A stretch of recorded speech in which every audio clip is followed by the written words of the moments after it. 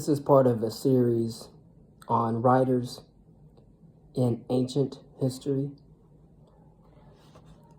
Herodotus. The Persians reject democracy. In the year 550 BCE, Cyrus the Great freed the Persians from the overlordship of their cousins, the Medes, and went on to create the largest empire yet seen in the Near East. It lasted for 200 years, until it was conquered by Alexander the Great in the year 330 BCE. Cyrus ruled benevolently and humanely, reversing the harsh policies of the preceding Assyrian and Chaldean Neo-Babylonian empires. To the Jews who had been exiled to Babylonia and were now allowed to return to Judea and rebuild their destroyed temple, Cyrus was God's shepherd, the anointed one to fulfill the divine purpose. To the Persians he was first among equals and a father. On his modest tomb, which still stands, they placed his humble inscription, quote, O man, whosoever thou art, and whencesoever thou comest, for I know that thou wilt come. I am Cyrus, and I won for the Persians their empire. Do not therefore begrudge me this little earth which covers my body. End quote. Cyrus's son and successor, Cambyses, from 530 to 522 BCE, was neither modest nor humble, proclaiming that the king can do as he pleases. He elevated himself above the Persian nobility and ruled despotically. During his absence in Egypt, which he added to the empire, the Persian priests, the Magi, took advantage of his unpopularity to foment a revolt. Cambyses hurried home from Egypt but died on the way under mysterious circumstances. So widespread was his unpopularity that the revolt spread rapidly. It took the Persian army, led by the nobility, 3 years to suppress it.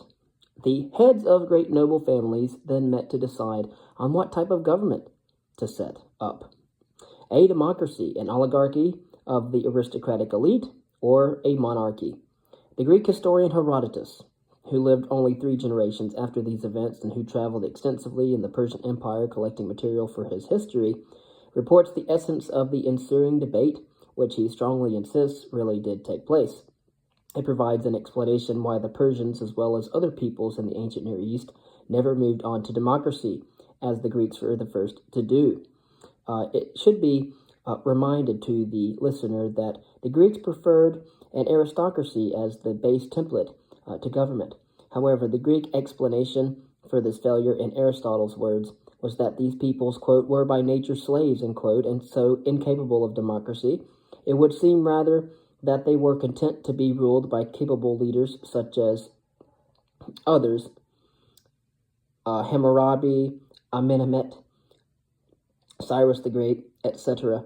With the exception of present-day Israel and Turkey, no stable democracy has emerged in the Near East.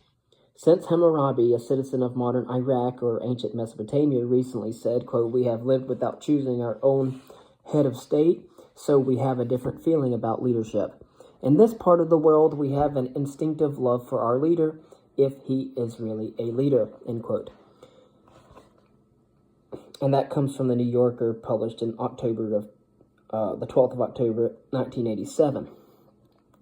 This view closely resembles that expressed by Darius, who succeeded Cambyses as king of Persia and whose advocacy of monarchy is reported by Herodotus in the his following histories.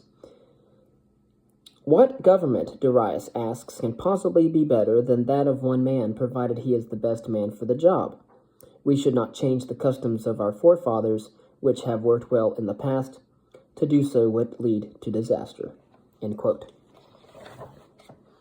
Of course, Herodotus.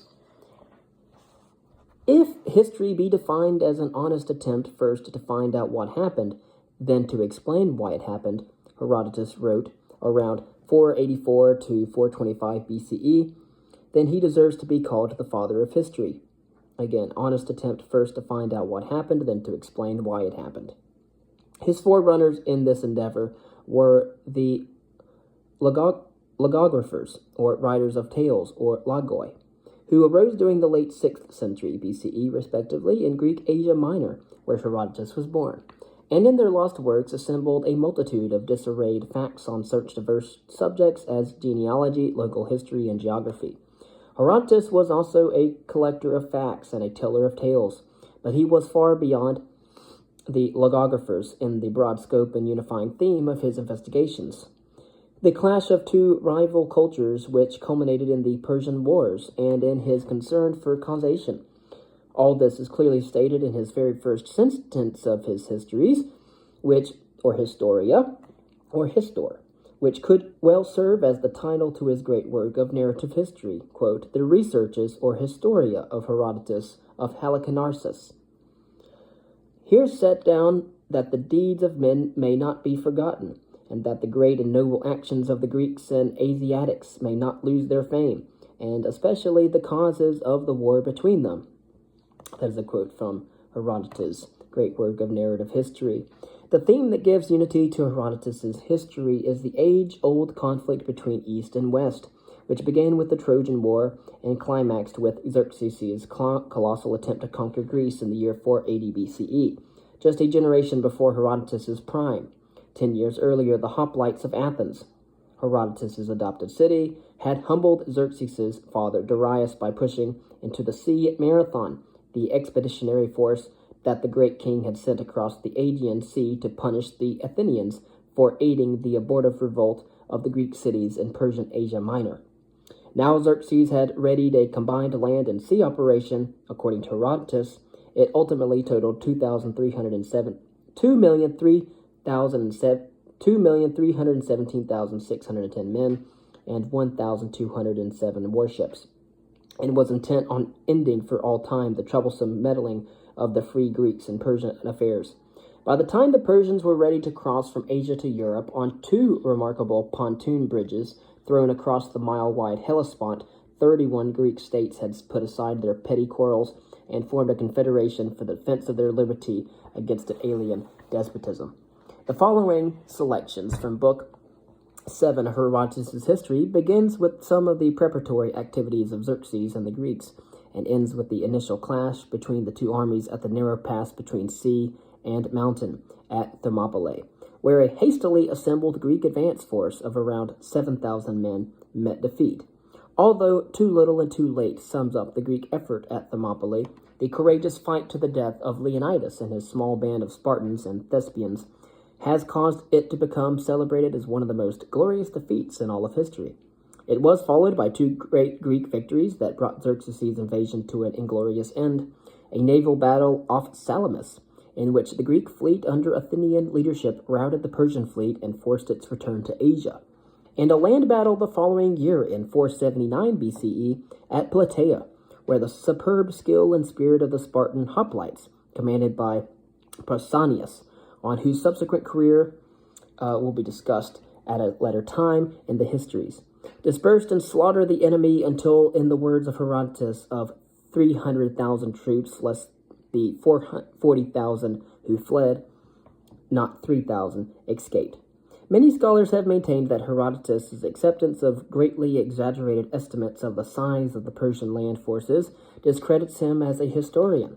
Others, however, noting that the history was designed to be read aloud to festival audiences, and at the time, to tell the greater story was seen as the greatest thing.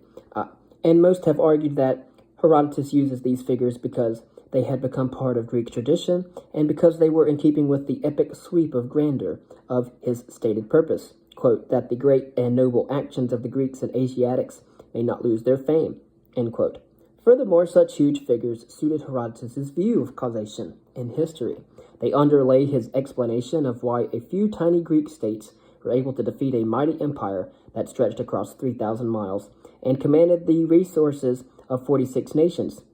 To Herodotus, as to all Greeks, overweening pride or hubris inevitably leads to destruction or nemesis because, quote, God tolerates pride in none but himself.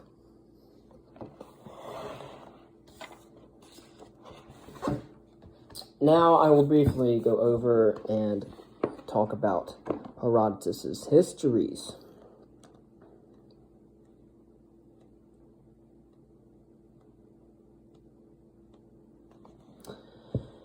Herodotus has been equally criticized and damned by professional historians, ethnographers, and geographers for errors of fact and method, and even for his Greek. Cicero was not the first to call him the father of lies.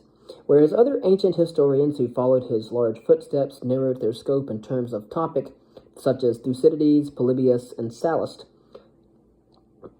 time, such as Theopompus, Livy, and Tacitus, or territory, such as the local historians as those of Athens. He sailed on various voyages, perhaps as a merchant, south to Egypt, east to Sidon, north to the Hellespont and Black Sea, and west to Italy and Sicily. He saw the earth beneath his feet in existing structures at Delphi, Marathon, and Delos. He traveled to the edges of the known and unknown inhabited world in Egypt and Italy and around the Black Sea. He heard about Spain, Babylon, or, as is known, modern Iraq, Afghanistan, cold Britain, and the hot Sahara.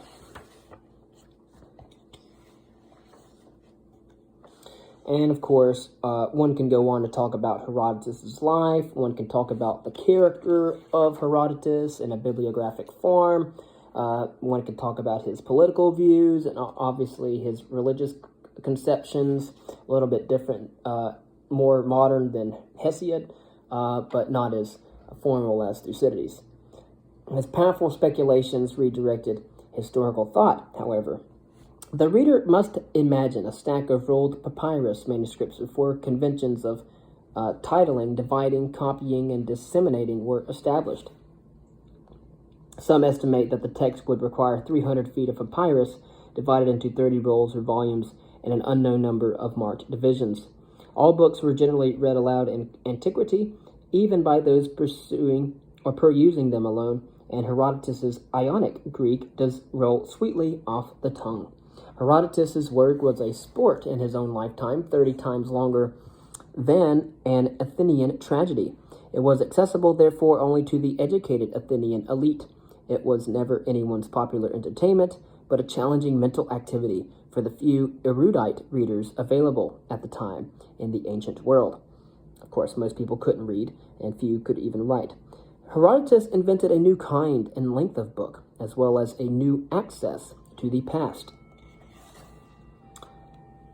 Herodotus wrote a series of ethnographies with interwoven history of Persia, Sparta, Athens from around 560 to 490 BCE. In the first 4 books, the first half of the histories. In the last 5 books, the second half, the narrative becomes a more unified, more focused, generally continuous account of a war between a jerry-rigged Greek alliance and a Persian empire governed from the top down. Some of the ethnographies are very short, and some fill a book. Herodotus coordinated realms of facts and explanations in his work in a way that remains vivid and convincing. When it can be tested, it stands up remarkably well in the West and in the East. The result was no accident. And the first time reader will puzzle over Herodotus' way of connecting topics or resuming one after an interpretation, for example. If attentive, however, the reader will soon become comfortable with the author's coherent and consistent modes of exposition, such as prospective and retrospective pointers. Concerning speech and other direct quotation, ancient texts did not have our convention of quotation marks for direct speech, that is, words quoted verbatim. Ancient authors write what appear to be the very words in the original tenses of someone's remarks, and so they offer a lively reconstruction, for example, following the speech-rich epic convention found in the texts of Homer's poems, of what must or should have been said. They do not thereby claim that they know that Xerxes or Leonidas ever said exactly what is reported. Next, we will talk, in our next video, we will talk about sources, chronology, geography, and the object and methods of the histories, as well as its merits and its defects, its historical achievements, its literary achievements, its significance to historiography, and a brief note on the text.